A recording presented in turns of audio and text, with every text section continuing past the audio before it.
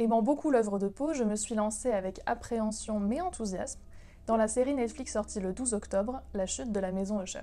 Cette série se propose de reprendre la nouvelle du même nom comme thème central, c'est-à-dire la décadence et l'extinction d'une famille puissante. En plus de cela, chaque épisode correspond à la mort d'un membre de la famille et adapte une nouvelle œuvre de Poe comme trame de cette tragédie. J'ai enfin terminé la série et j'aimerais répondre à la question que je me posais avant de commencer à la regarder et que vous vous posez peut-être aujourd'hui.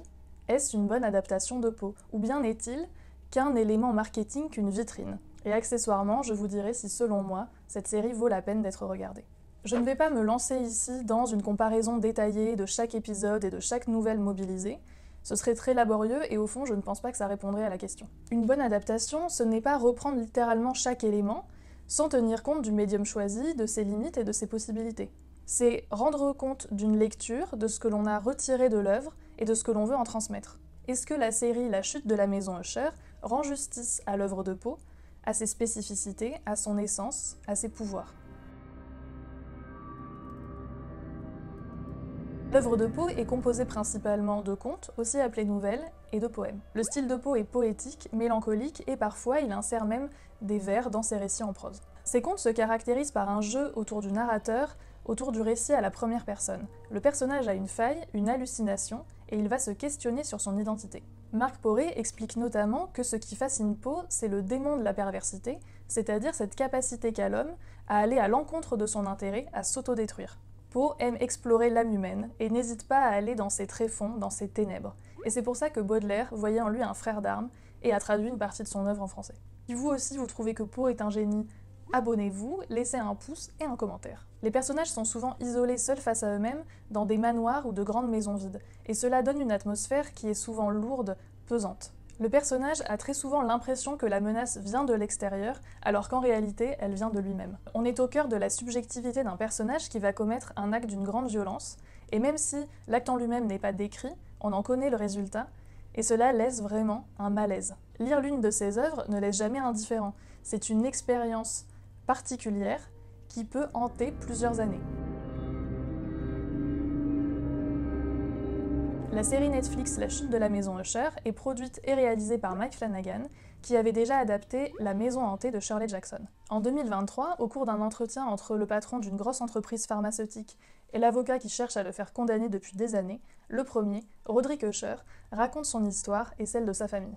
Il explique comment il est devenu riche et puissant, mais surtout comment tous ses enfants ont trouvé la mort. En effet, en l'espace de 2 semaines, ils ont tous péri dans des conditions mystérieuses et violentes. La série montre tout ça grâce au croisement de plusieurs temporalités et à la voix off du conteur, du patriarche Roderick Usher.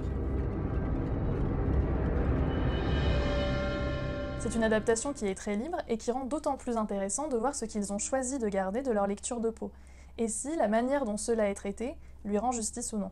La série reprend le scandale de la famille Sackler, qui était appelée la famille la plus maléfique du pays. C'est un scandale pharmaceutique à propos d'un antidouleur dangereux qui a été commercialisé et qui a tué au moins 500 000 personnes. L'idée de la série me semble davantage de mêler cette histoire à celle de Poe, plutôt que réellement d'adapter Poe. Il s'agit de montrer le pire de l'humanité aujourd'hui, le monstre au visage humain, et non pas tellement d'adapter Poe dans l'époque contemporaine. La série cherche à constater et à montrer l'horreur, et pour cela, elle mobilise un auteur qui est spécialiste, et qui est habitué à montrer les abîmes de l'âme humaine. Qu'est-ce qui fait Poe dans la série? Qu'est-ce qui lui rend justice? On retrouve l'importance accordée à la subjectivité du narrateur. Si le récit du conteur, du personnage, est à prendre au pied de la lettre ou s'il est métaphorique, ce qui relève du réel ou de la folie. La série a un caractère violent et morbide, mais pas flippant.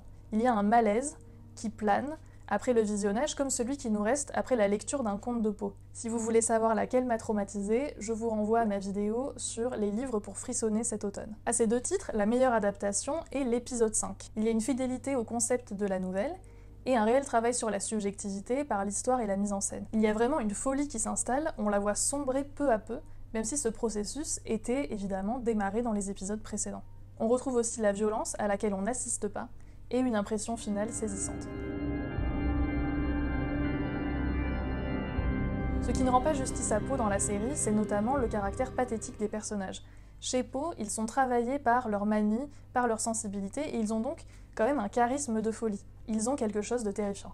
Par ailleurs, dans la série, les enfants sont névrosés et pourris par la génération précédente. On a un flashback qui vient nous expliquer l'origine du mal. Alors que chez Poe, on est plus sur un thème fin de race, ils sont consanguins, tarés, isolés, et ils sont pleinement responsables de leurs actes. Ce qui est dommage dans la série, c'est que plus on en apprend sur la responsable, plus on perd le mystère et le jeu sur la subjectivité. Au début, c'est la décadence qui semble se payer, et en fait, plus on en apprend, plus on se rend compte qu'ils ne sont pas vraiment responsables et que tout semble assez gratuit. Alors on a tous les ingrédients Netflix un peu putaclic, argent, alcool, drogue, sexe. Ils sont mobilisés pour montrer la médiocrité et la décadence de ces gens et de la société. Et la série joue sur les deux tableaux. D'un côté, elle attire des gens par des ingrédients voyeuristes, et de l'autre, elle les rend significatifs pour la série. Pour moi, le vrai problème, la trahison, c'est qu'ils n'ont pas assumé jusqu'au bout. On a un dernier épisode qui est extrêmement bavard et qui veut rendre intelligible et signifiant chaque détail de l'intrigue et tout recouvrir de bons sentiments et de morale. C'est donc l'épisode qui est le moins dans l'esprit et pour tout vous dire franchement affligeant, parce que vous vous doutez bien qu'on ne trouve pas tout ça chez Poe, qui est un auteur subtil, fin et intelligent.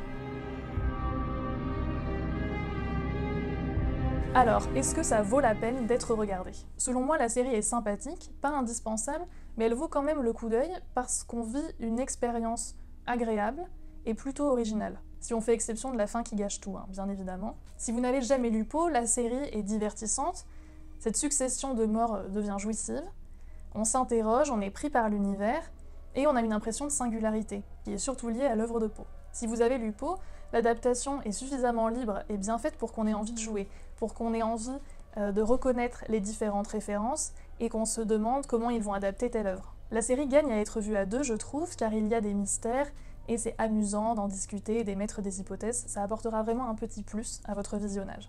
Cette série procure une expérience plus ludique et marquante qu'une série moyenne. Elle ne s'oublie pas à peine terminée, au contraire, elle reste latente au fur et à mesure des épisodes. Bien voilà, c'en est tout pour la chute de la maison Usher. Dites-moi si ce type de vidéo de mise en relation d'une œuvre et de son adaptation vous plaît, si vous en voulez plus, et si oui, lesquels. D'ici là, n'hésitez pas à vous abonner, à mettre un pouce, un commentaire, et j'en profite pour saluer tous ceux qui le font à chaque fois. Un grand merci.